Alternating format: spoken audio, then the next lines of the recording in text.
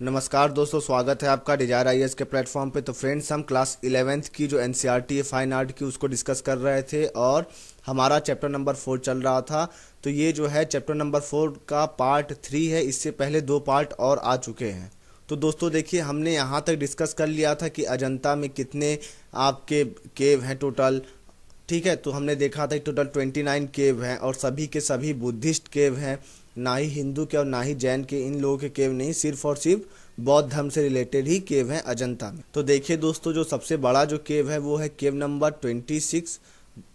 ये काफ़ी ज़्यादा बड़ा है, सबसे बड़ा नहीं, काफ़ी ज़्यादा बड़ा केव है केव नंबर 26 अजंता का। इसमें जो है एक बुद्ध की एक इमेज है जिसमें महापरिनिर्वाण को दिखाया गया। महापरिनिर्वाण मतलब कि जब गौतम बुद्ध की जब मृत्यु जब हो गई थी, when Buddha died, that time is known as Mahaparinirvana. ठीक है दोस्तों, that event is known as Mahaparinirvana. Clear हो गया होगा ये बात। अब देखिए दोस्तों, और जितने भी केव हैं वो सभी के सभी केव क्या हैं, विहार और चैत्य केव दोनों ही हैं। मतलब कि वो उसको आप विहार भी कह सकते हैं और चैत्य भी कह सकते हैं। उसके बाद देखिए दोस्तों, जो केव नंबर 26 है उसके पीछे का जो दीवार है उसमें एक बुद्धाश्री है। बुद्धाश्री मतलब बुद्ध की मंदिर है। ठीक है, कहाँ पे, पीछे जो केव नंबर 26 है उसके पीछे की तरफ। उसके बाद देखिए दोस्तों, ये एक स्कल्पचर पैनल है वरांदा का। ठीक है, कहाँ पे, केव नंबर 2 का। आप इस इमेज को देखिए। आप देखिए, इमेजेस को जरूर देखते चला करिए, इससे आप ही का फायदा होगा, जिससे कि आपको हर चीज़ें अच्छे से आपके दिमाग में एक पिक्चर बन जाएगी। ठीक है दोस्तों। अब देखिए, अगर हम आगे बात करें तो जो कुछ विहार ऐसे भी हैं जो कि अनफिनिश्ड है। अनफिनिश्ड मतलब कि उनका पूरा काम जो है पूरा नहीं हो पाया है। जैसे कि जो केव नंबर 5 है, 14 है, 23, 24, 29। अब देखिए दोस्तों, अगर सबसे इम्पोर्टेंट पैटर्न्स की बात करें, पैटर्न्स मतलब कि जिन्होंने अजंता केव को पैटर्नाइज किया है, जिन्होंने अपना समर्थन दिया है, संरक्षण जिन्होंने अजंता के केव को दिया है, जिनके टाइम पीरियड में, जिन रूलर के टाइम पीरियड में इन केव का निर्माण हुआ है, अजंता के जो भी केव हैं, जो भी गुफाएं हैं, उनका जिस समय निर्माण किया गया, कंस्ट्रक्शन किया गया है। ठीक है दोस्तों, तो उसी के बारे में बता रहा हूं मैं। तो देखिए, जो वारादेवा हैं, वारादेवा ने किस केव को पैटर्नाइज किया था, केव नंबर 16 को, अजंता के। अब ये वारादेवा कौन थे, ये प्राइम मिनिस्टर थे हरिसेना के। हरिसेना के प्राइम मिनिस्टर कौन थे, वारादेवा। और हरिसेना किस डायनेस्टी के रूलर थे, वाकाटाका डायनेस्टी के। ठीक है दोस्तों, तो देखिए जो हरिसेना है, हरिसेना का जो टाइम पीरियड है वो कब से कब तक है, 475 से लेके 500 एडी तक। उसके बाद देखिए दोस्तों, और भी लोगों ने पैटर्नाइज किया, जैसे कि उपेंद्र गुप्त ने पैटर्नाइज किया केव नंबर 17 से लेके 20 तक को, जो कि एक लोकल किंग थे, यही वाकाटाका डायनेस्टी के। उसके बाद देखिए जो हरिसेना है, उन्होंने खुद भी जो है हरिसेना और बुद्ध भद्र, इन दोनों ने ही किस केव को पैटर्नाइज किया, केव नंबर 26 को, जिसको आपने यहाँ पढ़ा ना, केव नंबर 26, जहाँ पे महापरिनिर्वाण से रिलेटेड एक आपको इमेज मिलती है। तो किसने पैटर्नाइज किया था, हरिसेना और बुद्धगुप्त ने। उसके बाद देखिए मथुरा दास ने पैटर्नाइज किया केव नंबर 4 को। और कई ढेर सारी पेंटिंग्स और भी हमको मिलेंगी, जो कि कहाँ पे मिलेंगी, केव नंबर 1, 2, 16 और 17, और वो आज भी मौजूद हैं, आज भी सरवाइव कर रही हैं। उसके बाद देखिए एक पेंटिंग है गौतम बुद्ध, उनकी बीवी यशोधरा और उनके बेटे राहुल से रिलेटेड, जो कि केव नंबर 17 में बनाई गई है अजंता में। तो देख सकते हैं आप, ये इमेजेस है। ठीक है, यहाँ टोटल आपको 3 लोग दिख रहे होंगे। अब देखिए दोस्तों, जो भी पेंटिंग है उसमें जो है काफ़ी ज़्यादा टाइपोलॉजिकल वेरिएशन है। टाइपोलॉजिकल वेरिएशन मतलब कि जो भी पेंटिंग्स है वो ऐसा नहीं कि एक ही तरीके से बनाई गई है, उसमें वेरिएशंस भी हैं, उनके रूपरेखा में वेरिएशंस है, उनके बनाने के मतलब कहीं पे काफ़ी बड़े इमेजेस हैं, कहीं पे छोटे इमेजेस हैं, उसी बारे में बताया गया। और जो प्रोजेक्शन है इमेजेस का वो किस तरीके से आउटवर्ड प्रोजेक्शन है, जो कि 5th सेंचुरी BC में बनाया गया था, सॉरी 5th सेंचुरी में बनाया गया है। अब देखिए जो भी लाइन्स है वो काफ़ी ज़्यादा क्लियरली डिफाइन की गई हैं, मतलब काफ़ी क्लियर हैं, काफ़ी आपको अच्छे से दिखेंगी लाइन्स, जैसे कि आपको यहाँ पे भी दिख रहा होगा, ये देखिए। अब उसके बाद देखिए जो भी बॉडी कलर है, बॉडी कलर को मर्ज कर दिया गया है आउटर लाइन से, जिससे कि एक क्या क्या बनाया जा सके, इफेक्ट ऑफ वॉल्यूम को क्रिएट किया जा सके। जिस तरीके से स्कल्पचर जो थे वेस्टर्न इंडिया के वो काफ़ी हैवी थे, काफ़ी बड़े बड़े थे, उसी तरीके से जो इमेजेस हैं, जो फिगर जो हैं वो भी काफ़ी बड़े बड़े बनाए, काफ़ी हैवी हैं।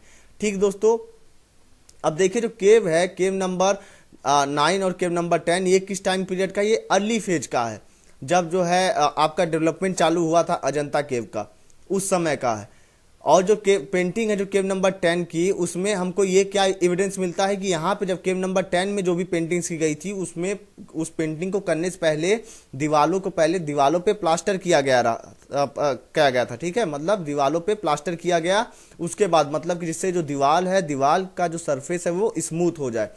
और जो पेंटिंग हमको केव नंबर 9 में मिलती है वो जो है प्री प्लानिंग, उसमें ऐसा कुछ नहीं किया, उसमें डायरेक्टली दीवार पे पेंटिंग बना दी गई। लेकिन जो केव नंबर 10 की जो पेंटिंग है उसको जो है काफ़ी अच्छे से काफ़ी प्लान तरीके से बनाया गया है। उसके बारे में पहले सोचा गया कि यहाँ किस तरीके से पेंटिंग बनाई जाए और किस जिससे जो पेंटिंग काफ़ी अच्छा लगे। लेकिन जो केव नंबर 9 का जो पेंटिंग है वही दूसरी तरफ वो प्री प्लान्ड है, ठीक है। ये बात यहाँ पे बताई गई है। और ये किस टाइम पीरियड को बिलोंग करती है, 1st सेंचुरी BC को बिलोंग करती है ये।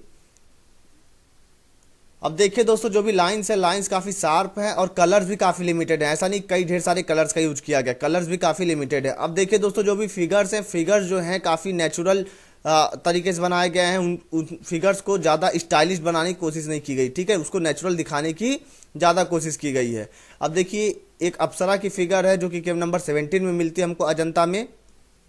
उसके बाद देखिए दोस्तों, जो भी इवेंट्स हुए हैं, जो भी घटनाएं हुई हैं, उनको किस तरीके से ग्रुप किया गया है, मतलब किस तरीके से उनका समूह बनाया गया है। जो भी उनका ज्योग्राफिकल लोकेशन है, जो भी उनका लोकेशन जहाँ का रहा है, उसी लोकेशन के आधार पर इनको ग्रुपिंग की गई है, उसी के आधार पर इनका समूह बनाया गया है, ठीक है दोस्तों। अब देखिए, जो भी टायर्ड है, टायर मतलब क्या होता है, कतार या फिर आप लाइन कह लीजिए। तो जो लाइन है फिगर्स की वो किस तरीके की, कतार किस तरीके की है, वो जो है हॉरिजेंटली है। देखिए, ये जो लाइन होती है जो सीधा मैं ऐसे खींच रहा हूँ, ये क्या है, वर्टिकल लाइन है, ठीक है, परपेंडिकुलर है ना। और ये जो इस तरीके से जाती है इसको बोलते हैं हॉरिजेंटल लाइन। तो जो भी कतार है वो किस तरीके की है, वो हॉरिजेंटल कतार से जो है इमेजेस को बनाया गया है। और ये किसके चॉइस के ऊपर डिपेंड करता था, जो भी आर्टिस्ट थे उनके कन्वेनियंस के ऊपर डिपेंड करता था कि वो जिस तरीके से उसको जो है अरेंज करना चाहें। उसके बाद देखिए दोस्तों, जो भी ज्योग्राफिकल लोकेशन है उनके बेसिस पे सेपरेशन भी किया गया है। और जो फिगर्स हैं, ज़्यादातर फिगर्स किस तरीके से दिखते हैं, जो सांची का जो स्कल्पचर है उसी के तरीके से हमको यहाँ पे भी फिगर्स इमेजेस हमको मिलेंगे अजंता में। तो आप ये कह सकते हैं कि जो सांची में जब स्कल्पचर जब बनाया गया रहा होगा और ये जो पेंटिंग्स जो बनाई गई अजंता में, ये दोनों का ही मतलब साइमल्टेनियसली, मतलब कि एक साथ बनाए गए रहे होंगे, ठीक है। आप ये बात यहाँ पे कह सकते हैं, इनका प्रोग्रेशन किस तरीके से था, साइमल्टेनियस था। उसके बाद देखिए दोस्तों, जो फ्रंटल नॉट है हेडगियर का, वो भी उसी पैटर्न पे है जिस तरीके से स्कल्पचर का। आप देखिए, फ्रंटल नॉट हेडगियर, आपको ये बात थोड़ा सा नहीं समझ में आ रही होगी। तो जो आगे का जो बाल, जो चोटी जो बनाई गई है बाल की, आपको मैंने बताया था ना कि ऊषा निशा होते हैं। ऊषा निशा क्या होता था, नॉटेड हेडगियर, ठीक है। मतलब बाल को बांध के जो रखते थे उसको बोलते थे ऊषा निशा। तो उसी तरीके से जो बाल है, बाल को यहाँ पे भी जिस तरीके से स्कल्पचर जो थे, मूर्तियां जो थी, जिस तरीके से उसमें बाल को दिखाया गया था, चोटी को दिखाया गया था, उसी तरीके से इमेजेस में भी दिखाया गया है, ठीक है। ये बात यहाँ पे बताई गई है। लेकिन कुछ कुछ इमेजेस में, कुछ कुछ आपको फिगर्स में वेरिएशंस भी मिलेंगे। हेडगियर में चोटी जो बनाई गई है उसमें आपको कहीं कहीं पे कुछ वेरिएशंस भी मिलेंगे, कुछ डिफरेंट पैटर्न्स के भी आपको मिलेंगे। अब देखिए, अगर सेकेंड फेज की बात करें पेंटिंग की, तो वो हमको कहाँ मिलती है, जो इमेज है बुद्धा की, और वो कहाँ बनाई गई, जो केव नंबर 10 है और जो केव नंबर 9 है, उसके वाल पे, उसके दीवालों पे और उसके पिलर्स पे जो हमको पेंटिंग्स मिलती हैं बुद्धा की, वो उसको हम क्या कहेंगे, वो जो है सेकेंड फेज है पेंटिंग्स की, ठीक है दोस्तों। और ये जो फिगर्स है, ये फिगर्स काफ़ी ज़्यादा डिफरेंट है एज कम्पेयर टू जो फिगर्स हमने 5th सेंचुरी CE की जो फिगर्स थे उनको हमने जो देखा था उससे काफ़ी ज़्यादा डिफरेंट है ये सारे फिगर्स, ठीक है दोस्तों। अब आप ये कह सकते हैं कि ये जो भी चेंजेस आए इनके पैटर्न में, वो क्यों आए, क्योंकि हो सकता है इनके रिलीजियस रिक्वायरमेंट की वजह से, इनके धर्म के लिए जैसा जरूरी रहा होगा उस हिसाब से इन्होंने चेंजेस किए हैं। तो देखिए, आप यहाँ देख सकते हैं जो केव नंबर 10 है उसकी सीलिंग जो है पेंट की गई है। आपको कई ढेर सारे बुद्धा की इमेज मिलेंगी। सीलिंग मतलब क्या होता है, छत।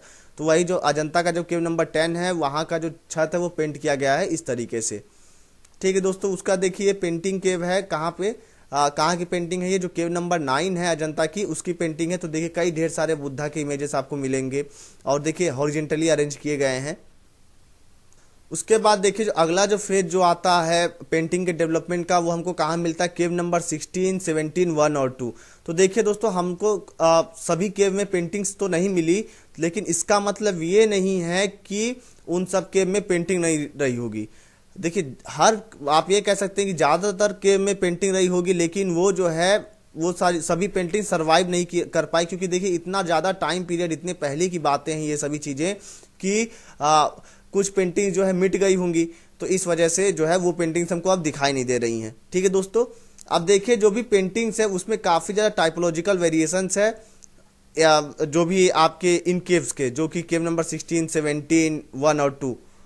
उसके बाद देखिए दोस्तों, जो स्किन के लिए जो कलर जो यूज किया गया है, जो भी आपको इमेजेस यहाँ पे मिलेंगी, इसमें जो बॉडी के जो रंग को बनाने के लिए जो कलर्स का जो यूज जो किया गया है, वो कौन कौन सा कलर यूज किया गया, ब्राउन, येलोइश ब्राउन, ग्रीनिश, उसके बाद येलो ऑकरे। अब देखिए ये क्यों 4 तरीके के रंग को क्यों यूज किया गया, जिससे कि यहाँ पे बताया जा रहा है कि हमारी जनता जो थी, जो पॉपुलेशन जो था, वो मल्टी कलर पॉपुलेशन था। मतलब कि हमारे यहाँ पे कई रंग के लोग रहते थे।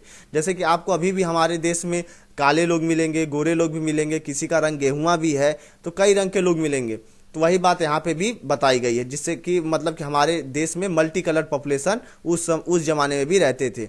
अब देखिए दोस्तों, जो केव नंबर 16 है और जो केव नंबर 17 है, वो जो पेंटिंग्स है, वो उसकी इन केव की जो पेंटिंग वो काफ़ी प्रिसाइज मतलब काफ़ी छोटी है, वो बहुत बड़ी बड़ी, जिस तरीके से हमने ऊपर देखा था उस तरीके से पेंटिंग्स यहाँ पे नहीं बनाई गई है। ठीक है दोस्तों, उसके बाद देखिए जो ब्राउन थिक डार्क लाइंस को यूज किया गया है, काउंटर्स मतलब रूपरेखा बनाने के लिए, किस कलर का यूज किया गया है, ब्राउन कलर का। ठीक है दोस्तों, और जो भी लाइंस बनाई गई हैं वो जो है काफ़ी फोर्सफुल, काफ़ी गहरे, मतलब गड़ा के बनाई गई हैं, गहरे तरीके से बनाई गई हैं, और फुल ऑफ एनर्जी, मतलब जो कलर्स हैं काफ़ी डार्क हैं, और अटेम्प्ट मतलब कोशिश की गई है कि हाईलाइट दे सके जो भी फिगरल कंपोजिशन है उसको। उसके बाद देखिए जो दोस्तों, जो केव नंबर 1 है और जो केव नंबर 2 है, वो काफ़ी ज़्यादा नेचुरल आपको दिखेगा, और वो जो भी आपके स्कल्पचर मिलेंगे आपको केव में, जो भी मूर्तियां आपको मिलेंगी केव्स में, उसी से इंटीग्रेटेड, मतलब उसी के जैसे इनकी पेंटिंग्स भी आपको केव नंबर 1 और केव नंबर 2 की मिलेंगी। उसके बाद देखिए दोस्तों, जो भी पेंटिंग्स बनाई गई है वो कोशिश किया गया कि वो एक 3 डायमेंशनल इफेक्ट्स के द्वारा उसको बनाई जाए। और देखिए यहाँ पे जो आंखें जो बनाई गई हैं पेंटिंग्स में, वो हाफ क्लोज बनाई गई हैं और इलोंगेटेड। हाफ क्लोज मतलब कि ना ही पूरी खुली हुई आंखें हैं और ना ही पूरी बंद आंखें हैं।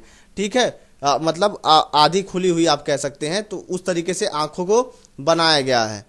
उसके बाद देखिए दोस्तों, यहाँ पे जो भी हमको आपको स्टाइल मिलेगा पेंटिंग्स में, वो उसमें काफ़ी ज़्यादा वेरिएशन है, काफ़ी उसमें जो है अलग अलग स्टाइल के पेंटिंग आपको यहाँ पे मिलेंगे अजंता केव में। तो आप ये कह सकते हैं कि अलग अलग आर्टिस्टों ने यहाँ पे काम किया, कई आर्टिस्टों ने यहाँ पे काम किया होगा। और देखिए दोस्तों, जो भी पेंटिंग है, उन पेंटिंग का थीम क्या है, मतलब कि किस कहानी के बेसिस पे बनाई गई पेंटिंग्स। तो देखिए जो भी गौतम बुद्ध की ज़िंदगी के जो भी इवेंट्स हुए थे, जो भी घटनाएं हुई थी, जो जातक स्टोरी हैं या जो अवदांश हैं, उन्हीं के बेसिस पे, उन्हीं के थीम पे इन पेंटिंग्स को बनाया गया है। अब देखिए दोस्तों, जो जातक है और जो अवनादास हैं, ये क्या है, ये स्टोरीज हैं जो कि बेस्ड हैं किस के ऊपर, जो गौतम बुद्ध का जो पिछला जो जन्म था, जो प्रीवियस लाइफ था, उसी के बेसिस पे ये स्टोरीज हैं, तो उन्हीं के थीम पे पेंटिंग्स को बनाया गया है। अब देखिए दोस्तों, और कई ढेर सारे आपको जातक मिलेंगे, जैसे कि सिमहला, अवदाना, महाजानका जातक, या फिर विधुर पुंदिता जातक। इन सभी जातकों से रिलेटेड स्टोरीज को जो है थीम बना के आपको कई ढेर सारी पेंटिंग्स इन केव के दीवालों पे, जो अजंता की जो केव है उनके दीवालों पे आपको मिलेंगी। तो देखिए दोस्तों, ये एक जातक है, ठीक है, कौन सा जातक है, महाजनका जातक। तो देखिए इसी के बेसिस पे एक पेंटिंग बनाई गई, कहाँ पे, केव नंबर 1 जो है अजंता का। ठीक है, तो वही बात यहाँ बताई गई कि थीम क्या है पेंटिंग्स का, जो भी जातक स्टोरीज है, जो भी बुद्धा के जो लाइफ इवेंट्स जो हुए हैं, उनकी ज़िंदगी में जो भी घटनाएं हुई हैं, उन्हीं के थीम पे पेंटिंग्स को बनाया गया है। अब देखिए दोस्तों, जो छदंत जातक है, इसके बेसिस पे एक पेंटिंग बनाई गई है, कहाँ पे, केव नंबर 10 में। और काफ़ी डिटेल्स और जो भी इवेंट्स हुए थे, उन सभी इवेंट्स को किस तरीके से ग्रुपिंग किया गया है, उनके ज्योग्राफिकल लोकेशंस के आधार पे, मतलब कि जो इवेंट जंगल में हुए हैं उनको एक साथ बनाया गया है, और जो भी इवेंट्स पैलेस मतलब कि जो महलों में जो भी इवेंट्स हुए हैं, जो भी घटनाएं हुई हैं, उनको एक साथ सेपरेट किया गया है। अब देखिए दोस्तों, जो केव नंबर 10 है उसमें जो छदंत जातक से रिलेटेड जो पेंटिंग जो बनाई गई है उसमें पाली टेक्स्ट को फॉलो किया गया है, पाली स्क्रिप्ट को फॉलो किया गया है। वहीं जो केव नंबर 17 की जो पेंटिंग है वो अलग है एज कम्पेयर टू जो केव नंबर 10 की जो पेंटिंग है। दोनों ही छदंत पेंटिंग है, लेकिन दोनों में ही काफ़ी डिफरेंस है। अब देखिए दोस्तों, आपको एक कहानी भी आपको यहाँ मिलेगी इन इवेंट्स में, इन पेंटिंग्स में, कि एक बोधिसत्वा रहते हैं जो कि छदंत, ठीक है, छदंत मतलब एक हाथी है आप कह सकते हैं। तो ये क्या कर रहा है, अब सबसे पहले आप जानें बोधिसत्वा क्या होते हैं। तो ये बोधिसत्वा वो पर्सन या वो आपके बौद्ध धर्म के फॉलोअर रहते हैं जिन्होंने गौतम बुद्ध के बराबर उनको जो है इनलाइटनमेंट या फिर इनकारनेशन मिल गया है। तो देखिए यहाँ पे क्या इवेंट बताया गया, क्या घटना हुई है। जो छदंत है, छदंत ने अपने ही दांत को उखाड़ के दे दिया, ठीक है। छदंत ने अपने ही हाथी का दांत, टस्क मतलब क्या होता है, हाथी का दांत। तो यही बात कही जा रही, छदंत रिमूव हिज ओन टस्क। तो छदंत ने अपने ही दांत को उखाड़ के किसको दे दिया, हंटर, जो कि सोनुट्टर है।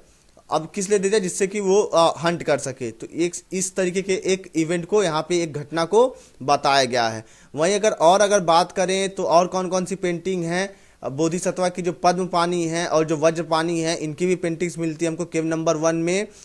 और देखिए आपको कई ढेर सारे इमेजेस मिलेंगे पद्म पानी और वज्र पानी के अजंता में, लेकिन जो सबसे अच्छे से जो प्रिजर्व की गई है, जो सबसे अच्छी पेंटिंग वो हमको कहाँ मिलेगी, केव नंबर 1 में, ठीक है दोस्तों।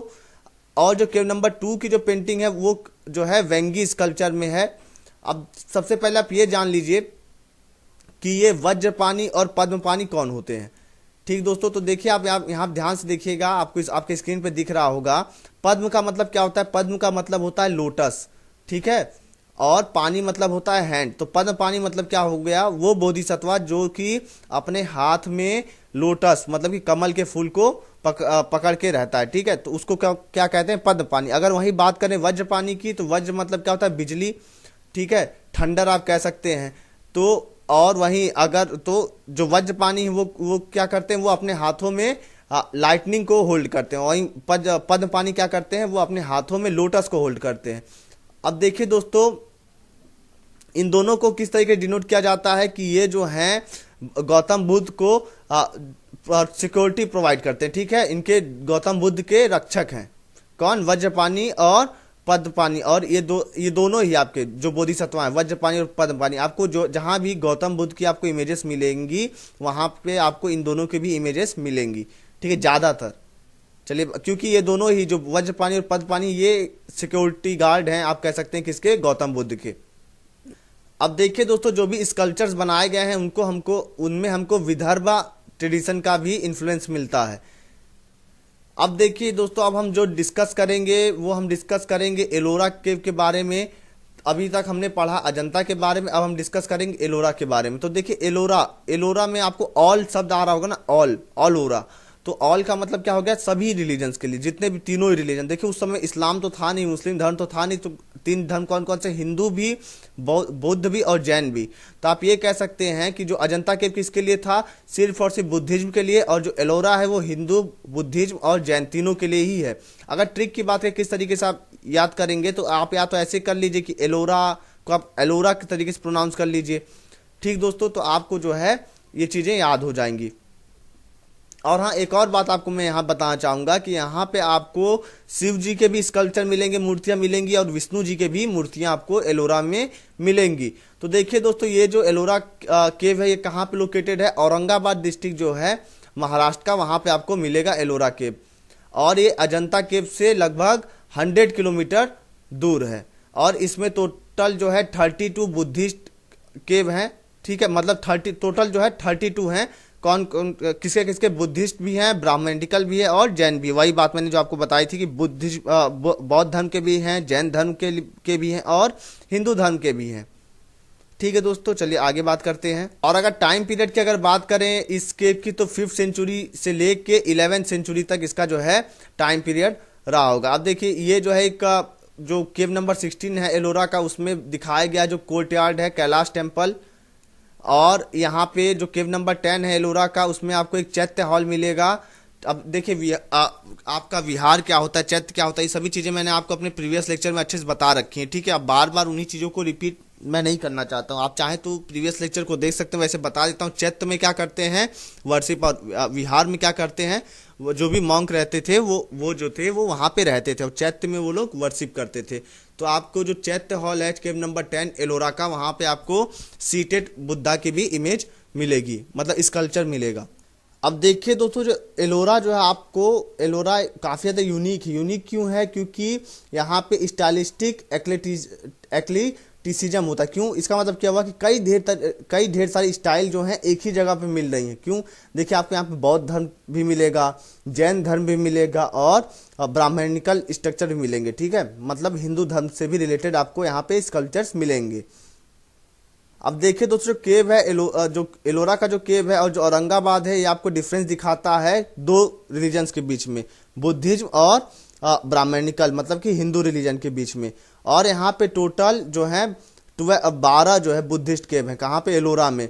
और जो कि अब किससे बिलोंग करते हैं, किस बुद्धिज्म से? वज्रयान बुद्धिज्म से, जैसे कि तारा, महामयूरी, उसके बाद देखिए यहाँ पे अक्षोभ्या, अवलोकितेश्वरा, मैत्रेय, अमिताभ। ठीक दोस्तों, तो ये सभी बुद्धिस्ट मतलब बौद्ध धर्म से रिलेटेड हैं। और टोटल कितने केव हैं बौद्ध धर्म से रिलेटेड? 12 केव हैं। ठीक दोस्तों, अब देखिए जो भी बुद्धिस्ट केव हैं वो काफ़ी ज़्यादा बड़े हैं। ठीक है, और ये सिंगल हैं, डबल हैं और ट्रिपल स्टोरी, मतलब कि आप जानते हो ना, 1 मंजिला होता है, 2 मंजिला होता है, फिर 3 मंजिला बिल्डिंग होती है। तो उसी तरीके से जो केव हैं वो किस तरीके के हैं? 1 मंजिला भी हैं, 2 मंजिला भी हैं और 3 मंजिला भी केव हैं। और इनके जो पिलर हैं वो भी काफ़ी ज़्यादा मैसिव हैं, काफ़ी ज़्यादा बड़े बड़े हैं। अब देखिए दोस्तों, जो अजंता है, अजंता में भी हमको जो है डबल स्टोरीज के मिलती हैं, 2 मंजिला के मिलते हैं। लेकिन एलोरा में आपको जो ट्रिपल स्टोरी जो केव जो आपको मिलता है, ये काफ़ी ज़्यादा यूनिक अचीवमेंट है अपने आप में। क्योंकि देखिए उस जमाने में भी 3 मंजिला आपने केव बना दिया तो काफ़ी बड़ी बात रही होगी, जब कोई भी ज़्यादा इतना कोई इंजीनियर नहीं था, कोई इतनी मशीनें नहीं थी। देखिए दोस्तों, जितने भी केव हैं उन पे जो है प्लास्टर किया गया है और काफ़ी जो पेंट भी किया गया था, लेकिन अब जो है वो सभी विजिबल नहीं है। अब वो जो सब हैं मिट चुकी हैं। ठीक दोस्तों, देखिए दोस्तों, यहाँ पे जो बुद्ध की जो इमेजेस हैं वो काफ़ी ज़्यादा बड़ी बड़ी हैं। और इनको कौन गार्ड प्रोवाइड कर रहा है? पद्म पानी और वज्र पानी। तो यही बात जो मैंने आपको बताई थी अभी ऊपर, कि जो गौतम बुद्ध हैं उनके वज्र पानी और पद्म पानी क्या थे? सिक्योरिटी गार्ड के तरीके से थे। और देखिए जो केव नंबर 12 है उसमें हमको जो है, ये जो केव नंबर 12 है ये क्या है? ये ट्रिपल स्टोरी बिल्डिंग है, मतलब सॉरी ट्रिपल स्टोरी है, केव है। और इसमें हमको इमेजेस मिलती हैं किसकी? तारा की, अवलोकितेश्वर की, मानुषी बुद्धा। अब मानुषी बुद्धा कौन है? मानुषी बुद्धा जब मतलब जो गौतम बुद्ध जो थे, जो अपने जो प्रीवियस लाइफ में, जो उनका जो पिछला जो जन्म था, वो उनके जो पिछले जन्म के जो भी इमेजेस है उनको दिखाया गया। ठीक है, तो उन्हीं को क्या कहते हैं? उन्हीं को मानुषी बुद्धा कहा जाता है। और कौन कौन सी इमेजेस हैं, कौन कौन से पिक्चर्स हैं? तो वैरोचना, या फिर आप और कौन सा? अक्षोभया, रत्न संभव, अमिताभ, अमोघ सिद्धि, वज्र सत्वा, वज्र राजा। तो देखिए ये सभी इमेजेस आपको यहाँ पे मिलेंगी। ठीक दोस्तों, कहाँ पे? केव नंबर 12 में। अगर बात करें दूसरी तरफ, तो जो ब्राह्मणिकल आपके केव हैं, जो कि केव नंबर 14 है, ये क्या है? डबल स्टोरी है। ठीक है, और अब आपका ये जो बुद्ध धर्म से जो रिलेटेड था, बौद्ध धर्म से जो रिलेटेड था, वो ट्रिपल स्टोरी था, और ब्राह्मणिकल फेथ वाला डबल स्टोरी है। अब देखिए दोस्तों, जो पिलर का जो डिजाइनिंग जो चालू हुआ, तो वो बुद्धिस्ट केव से चालू हुआ था। फिर उसके बाद फिर ये आगे चल के कहाँ तक पहुंचा? जैन केव तक पहुंचा, जो कि 9th सेंचुरी सी तक।